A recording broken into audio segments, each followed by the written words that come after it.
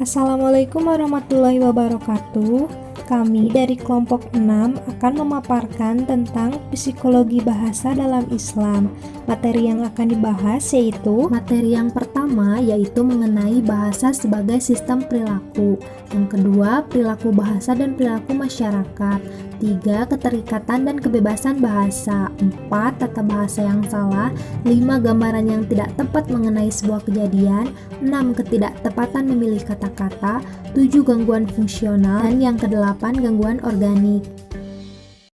Assalamualaikum warahmatullahi wabarakatuh. Perkenalkan, nama saya Laras Amelia Maharani, nomor pokok mahasiswa 1950388. Di sini saya akan menjelaskan bahasa sebagai sistem perilaku. Nah, apa sih perilaku itu? Perilaku adalah sesuatu yang dilakukan oleh organisme tubuh manusia, baik berupa tindakan atau respon kepada stimulus dari luar atau dalam, atau sering disebut dengan responden atau operant behavior. Kalau kita amati, tindakan berbahasa atau verbal behavior akan nampak bahwa yang pertama, ujaran dilahirkan dengan pendayagunaan alat-alat seperti lidah, gigi, hidung, tenggorokan, bibir, nafas, dan sebagainya. Jadi proses ujaran ini teramati. Lalu yang kedua, ujaran yang dihasilkan alat-alat ujaran tadi dapat didengar dan ditulis. Hal ini adalah bukti bahwa ujaran ini teramati oleh indera kita. Lalu yang ketiga, ujaran selalu merupakan respon terhadap stimulus sebelumnya, seperti makan sebagai respon terhadap keadaan lapar.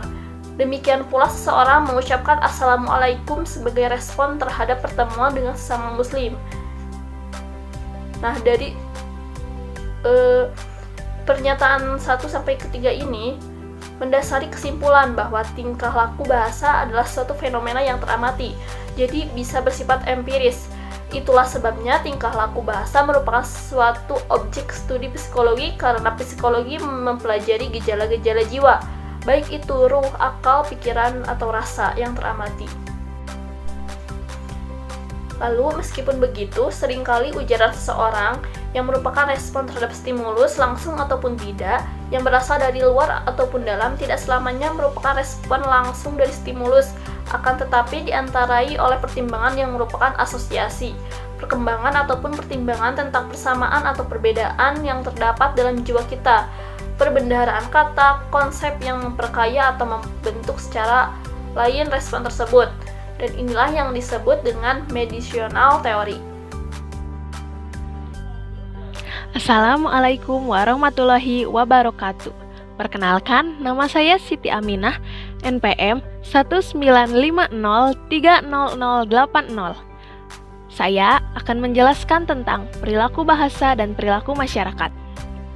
Perilaku bahasa atau language behavior dapat dinyatakan sebagai hal yang berhubungan dengan kompetensi dan kinerja seseorang dengan bahasa yang dipakainya di dunia nyata, yang berkaitan dengan banyak faktor. Manusia mempunyai naluri untuk selalu bermuamalah dengan orang lain. Naluri ini di dalam sosiologi disebut gregarious, yang membuat manusia sebagai social animal atau makhluk sosial. Naluri inilah yang mendasari tumbuhnya speech community atau masyarakat ujaran. Keterlibatan dalam masyarakat ini menyebabkan manusia selalu berusaha berperilaku sesuai dengan norma-norma masyarakat. Tidak jarang terjadi bahwa norma masyarakat tersebut bersumber kepada norma agama yang merupakan petunjuk pelaksanaan dari tata nilai agama. Tanpa itu, dia akan terasa asing dari masyarakatnya.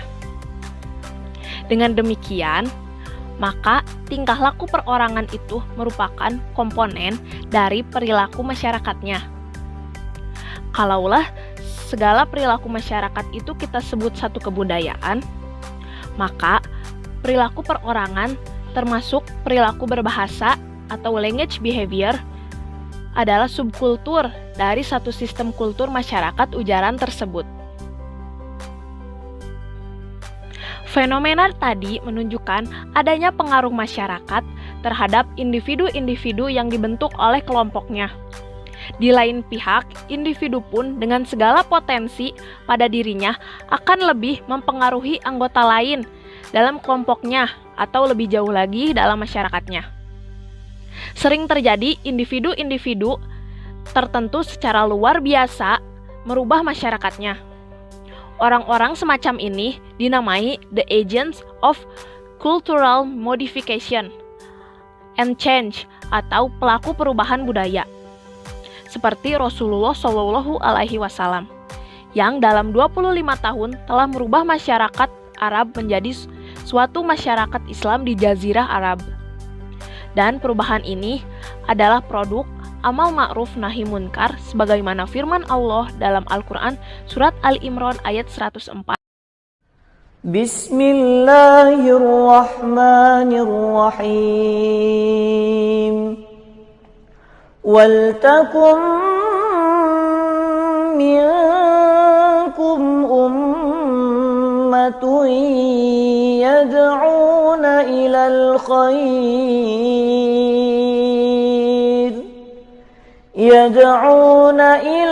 khair wa ya'muruna bil ma'ruf wa yanhauna 'anil munkar wa ulaika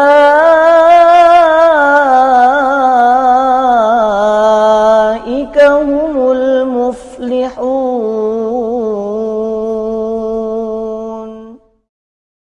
Yang artinya, dan hendaklah di antara kamu ada segolongan orang yang menyeru kepada kebajikan, menyuruh atau berbuat yang ma'ruf, dan mencegah dari yang munkar.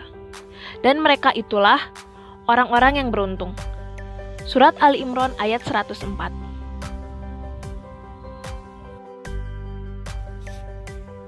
Dalam hal ini, kita mencatat suatu saling ketergantungan dan saling mempengaruhi antara individu dengan masyarakat. Inilah yang dilukiskan oleh Allah Subhanahu wa Ta'ala dalam surat Al-Hujurat ayat 13, yang artinya, "Dan kami ciptakan engkau sekalian berbangsa-bangsa dan berkabilah-kabilah, termasuk speech community, untuk saling mengenal, interaksi, komunikasi, dan transformasi kebudayaan."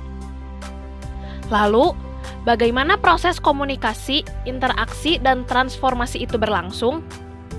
Kita telah memaklumi bahwa yang dikomunikasikan, diinteraksikan, dan ditransformasikan itu adalah rasa dan keimanan kita dengan pikiran, dengan segala hasil dan manifestasinya, yaitu kebudayaan. Bukankah kebudayaan itu hasil pikiran dan perasaan manusia, sedang alat penyampai pikiran adalah bahasa? Maka kesimpulan kita, bahasa itulah yang berfungsi sebagai alat komunikasi, berinteraksi. Singkatnya, sebagai alat penyampai, pengembang, dan pembentuk kebudayaan.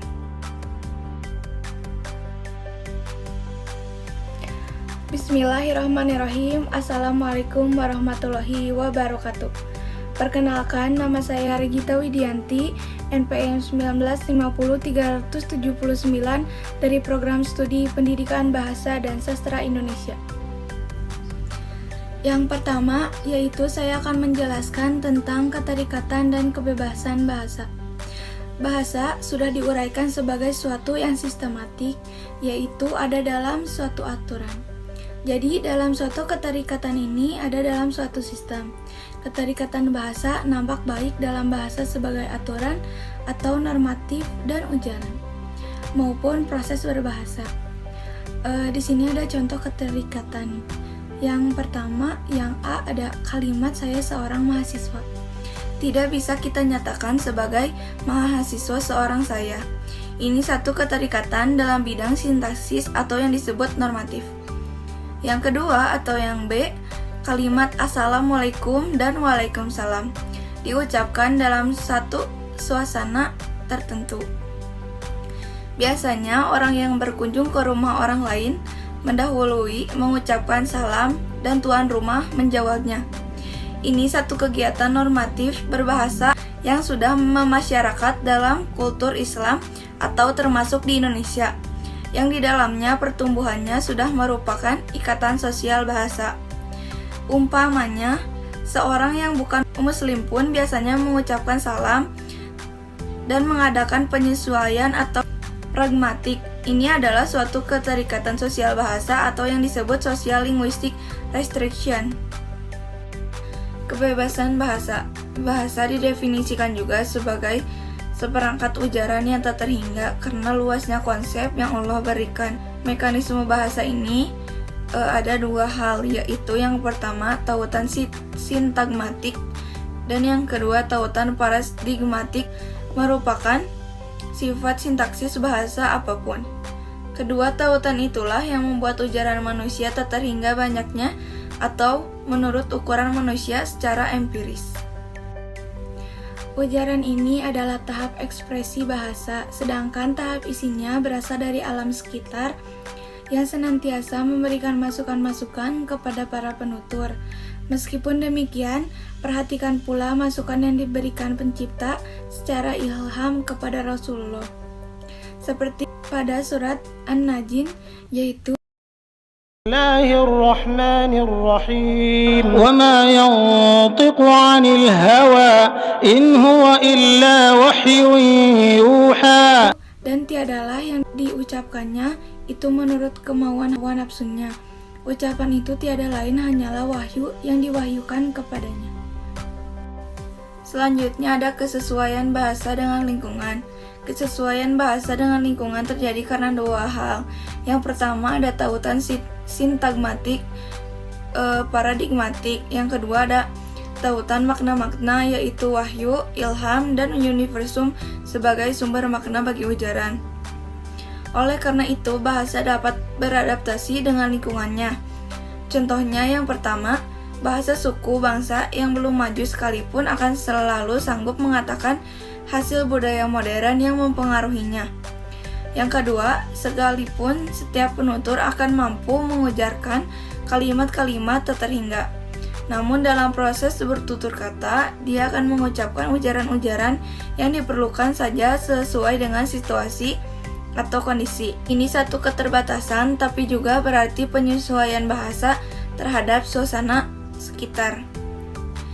Pernyataan yang benar atau salah menurut kebahasaan ditinjau dari segi kebahasaan. Kesalahan berbahasa bisa terjadi, yaitu yang pertama, pengucapan yang tidak tepat, deskripsi yang tidak lengkap atau salah hingga mengakibatkan tidak jelasnya makna.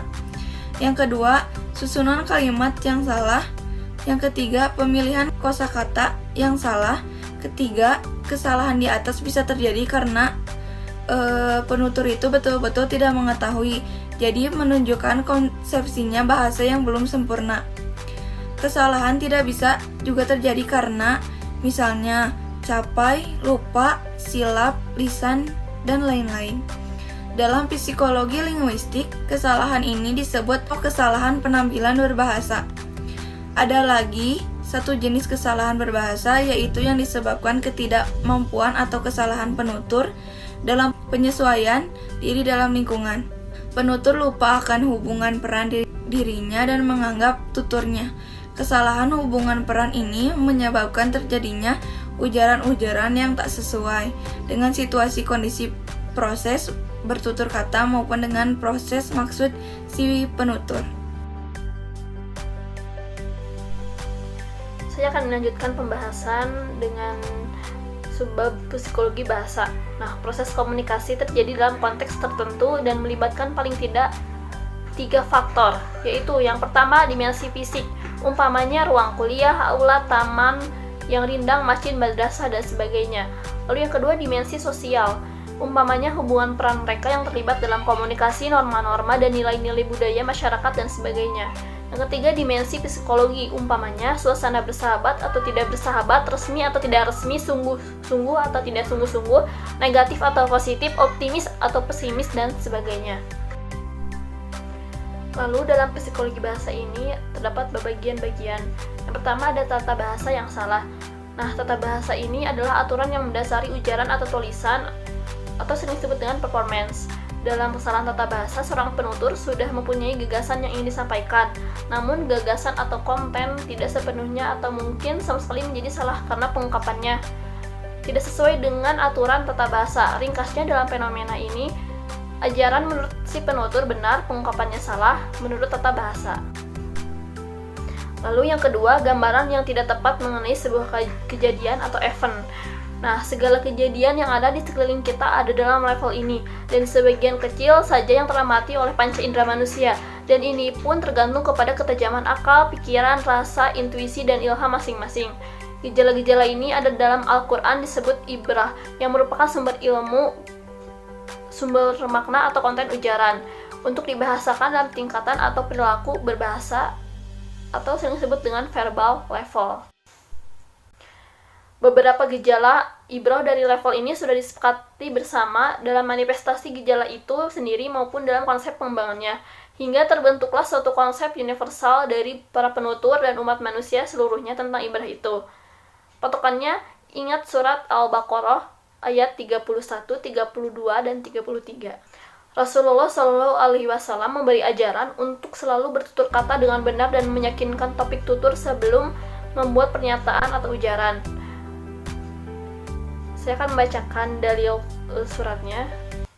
A'udzubillahi minasyaitonirrajim. Bismillahirrahmanirrahim. Ya ayyuhallazina amanu in ja'akum fasiqun binabiyyin fatabayyanu an tusibu qauman bijahalatin fatusbihu ala ma fa'alatum nadimin.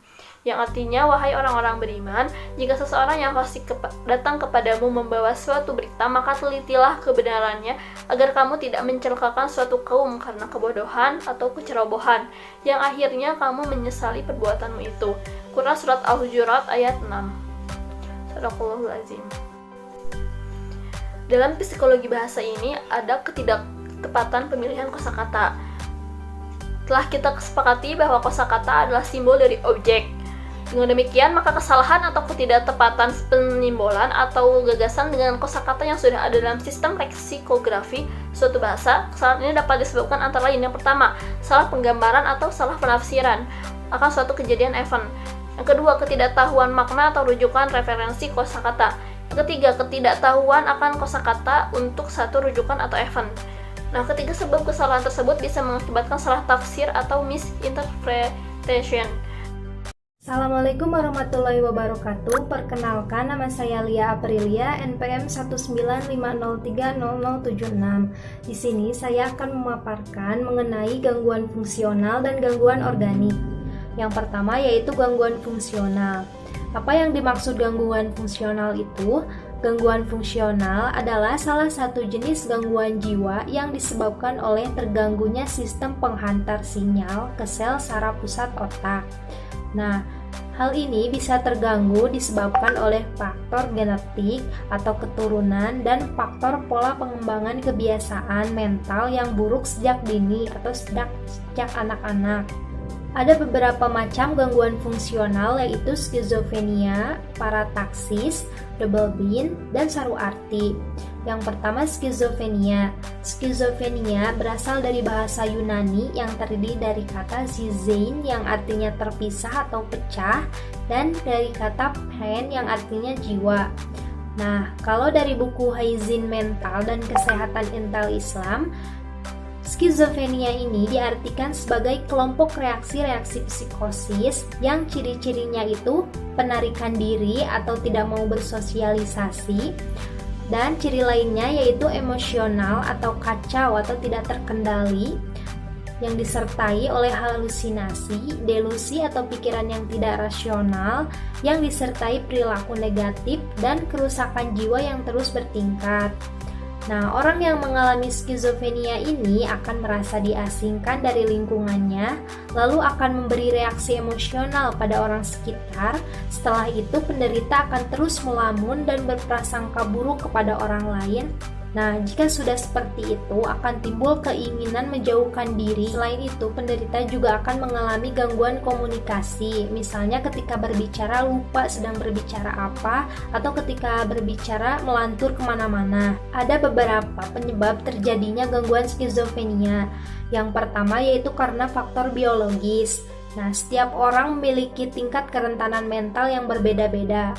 Pada beberapa orang yang memiliki mental yang lemah, jika dihadapkan dengan stres yang tinggi, maka saraf pusat otaknya akan mudah terganggu. Yang kedua yaitu ada faktor psikososial. Faktor ini berkaitan dengan pengalaman. Misalnya hidupnya selalu dilanda masalah, jarang beribadah, dan selalu merasa stres. Maka yang tadinya mentalnya kuat bisa saja mengalami gangguan jiwa skizofrenia. Ketiga yaitu faktor kesalahan belajar. Anak yang hidup dalam lingkungan keluarga yang penuh emosi atau hawa nafsu, maka anak tersebut akan merasa tertekan, takut, stres, atau murung. Apalagi di usianya yang masih anak-anak yang akan rentan terganggu mentalnya. Yang keempat yaitu faktor biologis. Contohnya banyak di zaman sekarang yang orang-orang lebih berfokus ke urusan dunia dibanding dengan urusan akhirat. Nah, yang sering berfokus ke urusan dunia biasanya tidak akan merasa puas. Nah, rasa tidak akan puas ini akan memunculkan suap prasangka atau bimbang, bingung, gelisah yang menyebabkan stresnya itu meningkat dan bisa saja terjadi gangguan jiwa skizofrenia. Penderita skizofrenia ini dapat ditangani 10% dengan obat dan perawatan dokter singkat. Nah, 90%-nya dengan terapi, baik itu terapi dari rumah sakit, terapi keluarga, ataupun terapi individu. Nah, dalam keagamaan juga ada terapi yang disebut dengan ruqyah. Untuk terhindar dari penyakit gangguan ini, kita harus meningkatkan iman dan menjauhi segala hal-hal yang menyebabkan swasangka atau yang disebut swasangka ini bimbang, khawatir, curiga. Nah, dalam Islam, swasangka ini sangat dilarang, seperti dalam firman Allah berikut. Surat Al-Hujurat, surat ke-49, ayat 12. A'udzu billahi minasy syaithanir rajim. Bismillahirrahmanirrahim. Ya ayyuhalladzina amanu ijtanibu katsiran minadh-dhann inna ba'dadh-dhanni ithmun wa la tajassasu wa la yaghtab ba'dukum ba'dha أيحب أحدكم أن يأكل لحم أخيه ميتا فكرهتموه واتقوا الله إن الله تواب رحيم. Artinya yaitu, hai orang-orang yang beriman, jauhilah kebanyakan purbasangka atau kecurigaan, karena sebagian dari purbasangka itu adalah dosa.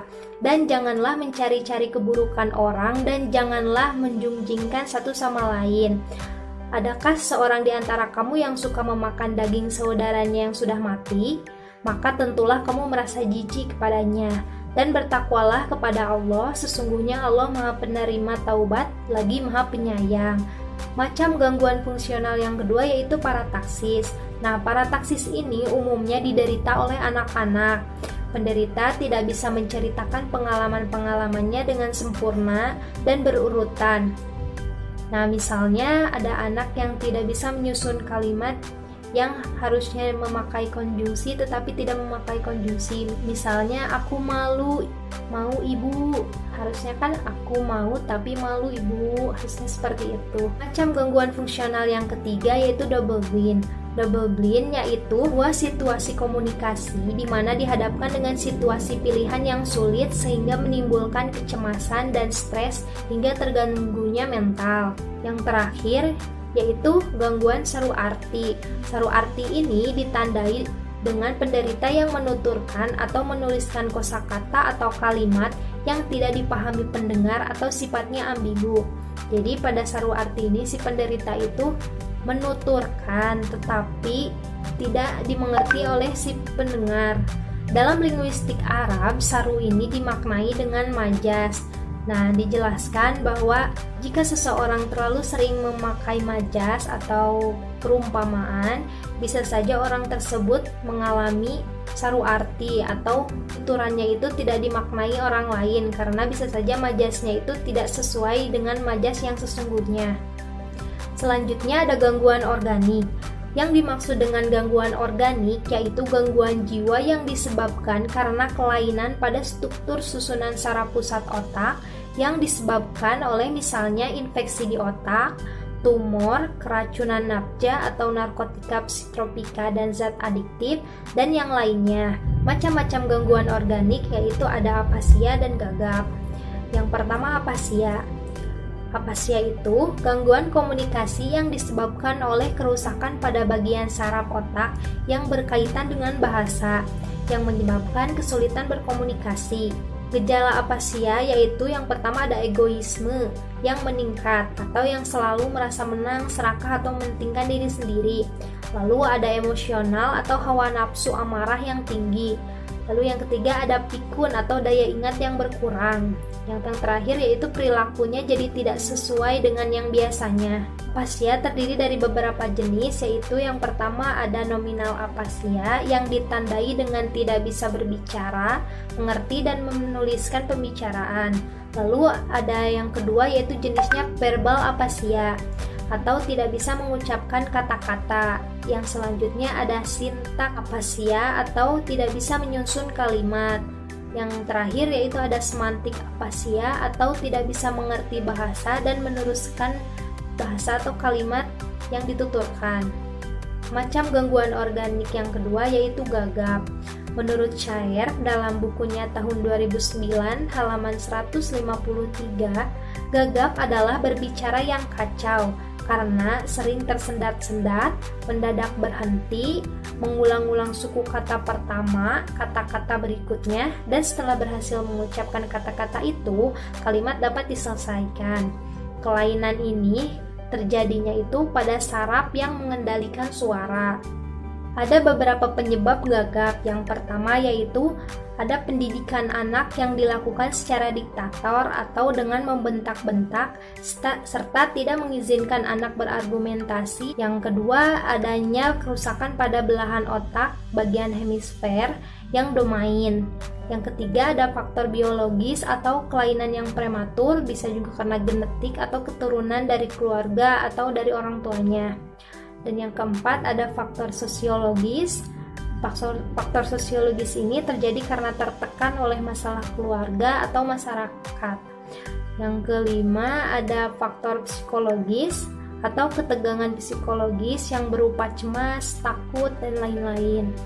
Cara menghilangkan gagap menurut Islam yaitu dengan doa, diambil dari surat At-Toha ayat 25-26 yang bunyinya yaitu Bismillahirrahmanirrahim. قال رب اشرح لي صدري ويسر لي أمري واحلل عقدة من لساني يفقه قولي. Artinya, ya Tuhanku, lapangkanlah untukku dadaku dan mudahkanlah untukku urusanku dan lepaskanlah kekakuan dari lidahku supaya mereka mengerti perkataanku. Nah, doa tersebut selain untuk gagap bisa juga untuk kita yang ketika presentasi selalu tersendat-sendat atau kita yang kurang percaya diri ketika berpresentasi. Sebelumnya bisa membaca doa tersebut. Sekian yang dapat saya sampaikan, mohon maaf atas kekurangannya. Wassalamualaikum warahmatullahi wabarakatuh.